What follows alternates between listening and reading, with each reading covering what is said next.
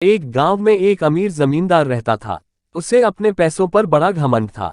जितने अधिक पैसे उसके पास थे उतना ही वह कंजूस भी था। अपने खेतों में काम करने वाले किसानों से वह खूब काम करवाता, मगर पगार कौड़ी भर भी न देता। मजबूर गरीब किसान मन मारकर उसके खेत में काम करते। उसी गांव में रामू नामक एक किसान रहता था। उसके पास थोड़ी सी जमीन थी। उसी में खेती बाड़ी कर वह अपना और अपने परिवार का गुजारा चलाता था। रामू बड़ा मेहनती था। वह दिन भर अपने खेत में काम करता और अपनी मेहनत के दम पर इतनी फसल प्राप्त कर लेता कि अपने परिवार के लिए 2 वक्त की रोटी जुटा सके। गांव के बाकी किसानों के पास रामू के मुकाबले अधिक जमीनें थीं। वे रामू की मेहनत देखकर हैरान होते कि कैसे इतनी सी जमीन में वह इतनी फसल उगा लेता है। एक साल गांव में भयंकर सूखा पड़ा। बिना बारिश के खेत खलिहान सूखने लगे। गरीब किसानों के पास सिंचाई की कोई व्यवस्था न थी। वे सिंचाई के लिए बारिश पर ही निर्भर थे, इसलिए उनकी सारी फसल बर्बाद हो गई। रामू के साथ भी यही हुआ। अपने छोटे से खेत में वह किसी तरह अपने परिवार का पालन पोषण कर रहा था।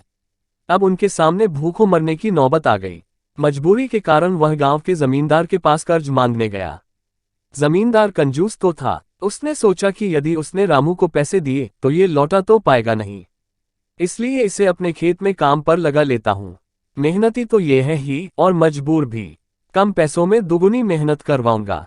उसने रामू से कहा, देख रामू, मैं तुझे कर्ज तो दे नहीं सकता, लेकिन तेरी इतनी मदद कर सकता हूं कि तुझे अपने खेत में काम पर रख लूं। तुझे महीने के 1000 रुपये दे दिया करूंगा, पर मालिक दूसरे किसान तो 2000 पाते हैं। रामू बोला, करना है तो कर, वरना मेरे पास किसानों की कमी नहीं। जमींदार बोला। मजबूर रामू क्या करता, हामी भरकर घर लौट आया। अगले दिन से जमींदार के खेत में काम करने लगा। मेहनती तो वह था ही, वो खूब मेहनत और लगन से काम करता।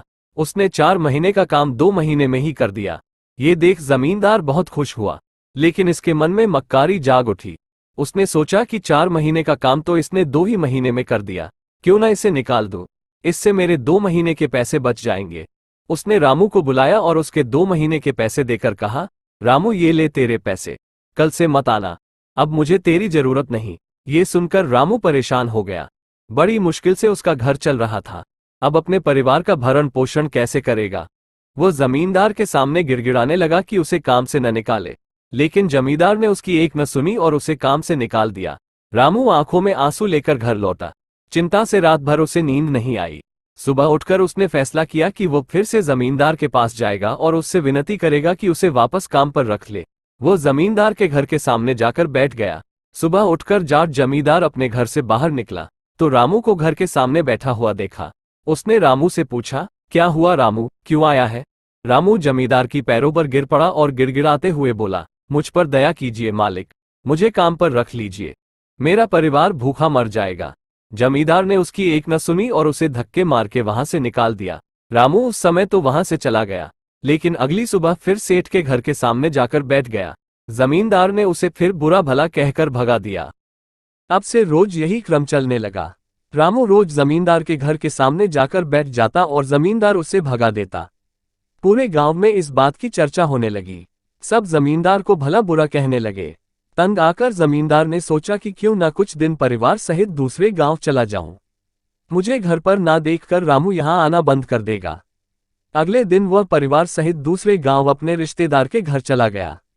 10-15 दिन रिश्तेदार के घर रहने के बाद जब वह अपने घर लौटा तो मोहन को अपने घर के सामने बैठा नहीं पाया।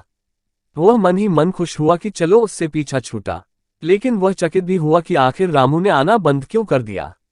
उसने गांव वालों को बुलाकर पूछा तो पता चला कि रामू घायल है और अपने घर पर पड़ा हुआ है। जमींदार ने पूछा, क्या हुआ उससे। एक जमींदार ने कहा, मालिक, आज जब दूसरे गांव चले गए थे तब भी रामू आपके घर के सामने बैठा रहता था। एक दिन आपका खाली घर देखकर कुछ चोर चोरी करने के इरादे से आपके घर में घुसे, लेकिन वे रामू की नजर में आ गए। रामू अपनी जान की परवाह न कर उनसे उलझ गया और उन्हें भगा दिया। उनके बीच हुई हाथापाई के कारण रामू घायल हो गया। ये जानकर जमींदार को खुद पर शर्माने लगी कि उसने रामू के साथ कितना बुरा किया, लेकिन इसके बाद भी रामू उसके घर चोरी होने से बचाने के लिए चोरों से उलझ गया। वह पछताने लगा। उसने रामू के घर जाने का फैसला किया। वह रामू के घर पहुंचा तो देखा कि रामू बड़ी दयनीय अवस्था में चारपाई पर पड़ा हुआ है। उसके बच्चे भूख से बिलख रहे हैं। ये देख जमींदार का दिल भर आया। उसने रामू से अपने किए की माफी मांगी, उसका इलाज करवाया और ठीक होने के बाद अच्छी पगार के साथ उसे फिर से काम पर रख लिया। सीख, गरीब किसान की कहानी। सीख 1, कभी किसी के साथ बेईमानी नहीं करनी चाहिए। 2, सदा जरूरतमंदों की सहायता करनी चाहिए। 3, अपना काम ईमानदारी से करना चाहिए। आशा है आपको एक गरीब किसान की कहानी पसंद आई होगी।